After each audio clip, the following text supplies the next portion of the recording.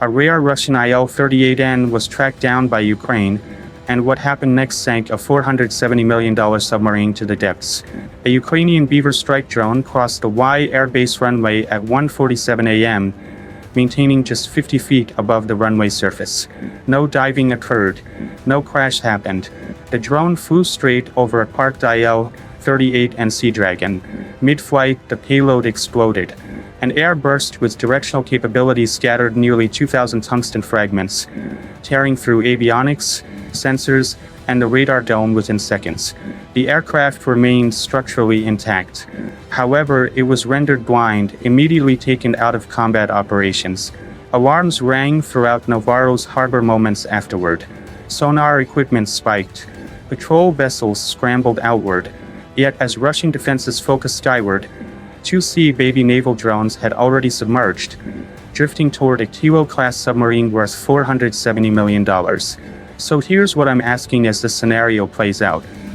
If this operation was yours to plan, would everything be wagered on that initial assault? Or would you place your trust in the underwater silence to complete the mission? The operation commenced not with flames, but with calculations at 2:32. Deep within Ukrainian territory on a damaged auxiliary runway, a Beaver strike drone sped down barely 620 m of tarmac, loaded with a payload just under 35 kilograms in weight. Airborne status was achieved within 14 seconds. Right after takeoff, the drone's onboard computer initiated a steep descent, leveling off between 145 and 155 feet above the terrain. This specific altitude served a purpose.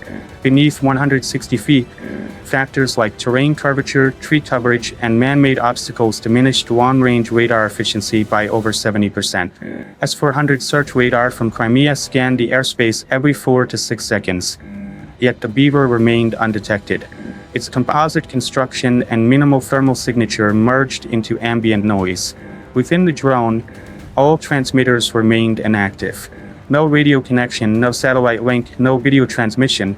Emitting just 0.5 watts of signal strength would have alerted Russian electronic monitoring in milliseconds. The Beaver instead flew autonomously, using an anti-jamming GPS and a laser wing gyroscope with drift error below 0.01 degrees per hour across a flight distance exceeding 720 kilometers.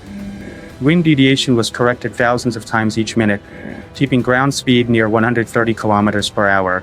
Following nearly 3 hours of flight, at 1:31, a controlled blast hit a peripheral support area near the base. The explosion equaled less than 2 kilograms of explosive material. No lives lost, no buildings destroyed, but radar personnel responded. Scanning sensitivity rose. Systems activated. That response marked the initial error. By 1:42, Yank Airbase transitioned from standard surveillance to complete alertness. Radar scan intervals tightened from 6 seconds down to under 2 seconds. Sensitivity levels dropped by nearly 40%. The operators had shifted from monitoring to active interrogation of the skies. At 4.8 kilometers from the runway's edge, the Beaver reached a confined passage crossed by high-voltage lines. For clearance, the flight computer ordered a quick ascent from 155 feet to roughly 205 feet. This maneuver took 3.7 seconds. Sufficient time. The Panzer S-1 locked onto the target at 7.1 kilometers slant range. At such distance, the composite body appeared faint, though the spinning propeller created a microdoppler signature at 2,300 revolutions per minute, unmistakable to proximity tracking systems. The radar signature exceeded classification limits. Alarms sounded immediately. Within 0.8 seconds, the Panzer's turret swung over 90 degrees. Fire control locked on. Missile targeting commenced. No verbal authorization was needed. Automated response mode was already engaged. At 1:44, a surface-to-air missile launched, exceeding 1,100 meters per second velocity. Impact came 2.4 seconds later, creating a bright flash above the perimeter. The drone was eliminated before reaching the runway. To Russian personnel, this appeared conclusive. Radar output increased by over 60%. Searchlights illuminated nearly 1.2 kilometers of runway. Patrol units mobilized. The base achieved full alert status, but triggering this reaction was the goal. The drone accomplished its mission through destruction. Every defensive measure now stood exposed. Every sensor operated actively. Every operator looked upward. So here's my question as we continue. When your adversary exposes their full capability, do you target what they observe or what they've left undefended? Because at 1:47, another drone appeared, and this time remaining operational wasn't in the design. At 1:47, the opportunity presented itself. Another Beaver strike drone penetrated Yask Air Base at a steady 50-foot elevation. No evasive actions, no altitude adjustments. A direct flight path took it over the reinforced position holding a fully fueled IL-38N Sea Dragon. The drone traversed directly above the fuselage centerline. At less than half a meter programmed offset, the payload detonated.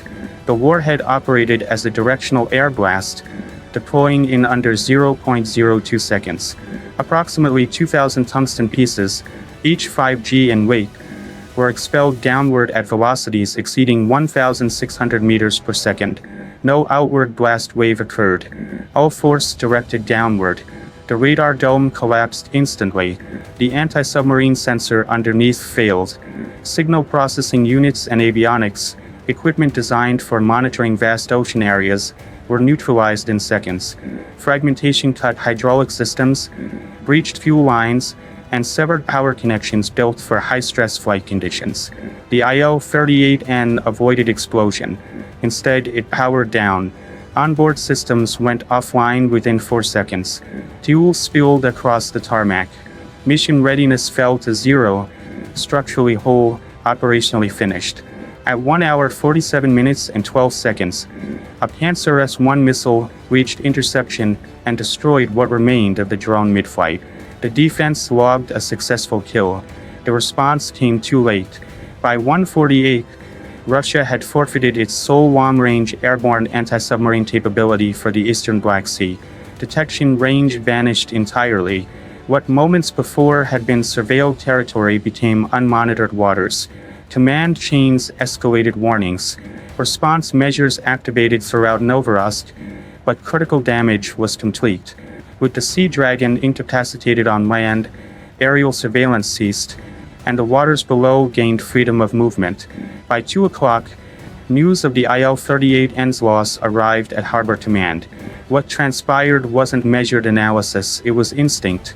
Alert levels maximized across Novorossiysk. Harbor authorities ordered immediate sealing. Within 8 minutes, tugboats mobilized, each moving decommissioned steel barges weighing 1,200 to 1,600 tons toward the primary channel. Flood systems opened. Progressively, the hulks sank into place, creating a makeshift barrier under 40 m in width. Above water, searchlights blazed across nearly 2 kilometers of dock.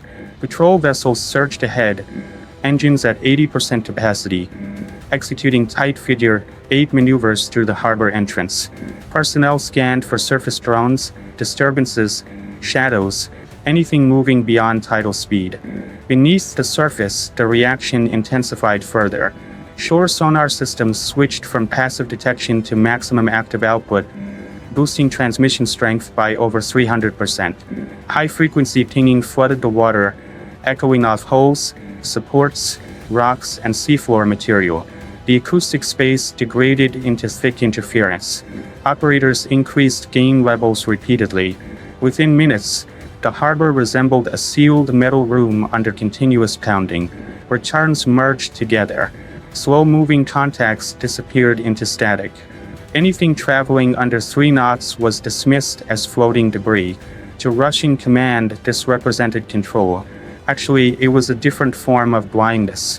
Surface protection aimed outward. Air defenses stayed elevated. Thermal imaging tracked irrelevant ripples. The assumption was straightforward. Any submerged threat would force entry using motors, velocity, sound. That assumption drove every choice. By 2:25, Novorossiysk Harbor had transformed into a sensory elimination zone, not through quietness, but through excessive noise preventing comprehension. Detection parameters rose. Classification certainty declined. Operators relied on filters over raw information. The harbor was blocked. The fleet stayed vigilant, and within the chaos of their own countermeasures, A gap emerged tight, soundless, and entirely vulnerable. That opening wasn't above the surface. It traveled with the current. Each drone contained explosive force equivalent to 980 to 1,080 pounds. In atmosphere, that energy would expand outward. Submerged, it had no escape route. The surrounding water mass acted like solid material, channeling nearly total explosive power upward. The dock rose between 35 and 45 centimeters before crashing downward. A vertical water and sediment column erupted over 170 feet skyward. The pressure shock followed, fracturing glass over 4 kilometers distant and shaking industrial waterfront buildings. What mattered occurred within the steel. A programmed micro-delay measured in millisecond fractions maintained blast pressure against the hull, producing concentrated water hammer impact. The shock penetrated the outer shell and struck the pressure hull underneath. With no release path, force ricocheted through internal spaces, intensifying as it reflected off structural walls. The propeller shaft violently misaligned. Watertight seals failed nearly immediately. Structural components engineered for extreme loads buckled under uneven stress. Flooding progressed beyond any recovery point. The stern descended first. The bow elevated. The hull tilted sharply as buoyancy failed progressively. Within minutes, the Kilo-class submarine, displacing over 3,000 tons, rested on the harbor bottom, its conning tower breaching the surface at acute angle. Damage control teams arrived at the dock within moments, deploying pumps and equipment. It made no difference. Internal pressure equilibrium was already gone. By the time waters settled, the submarine no longer functioned as a military vessel. It was an immobile steel structure and evidence that decisive attacks no longer telegraphed their arrival.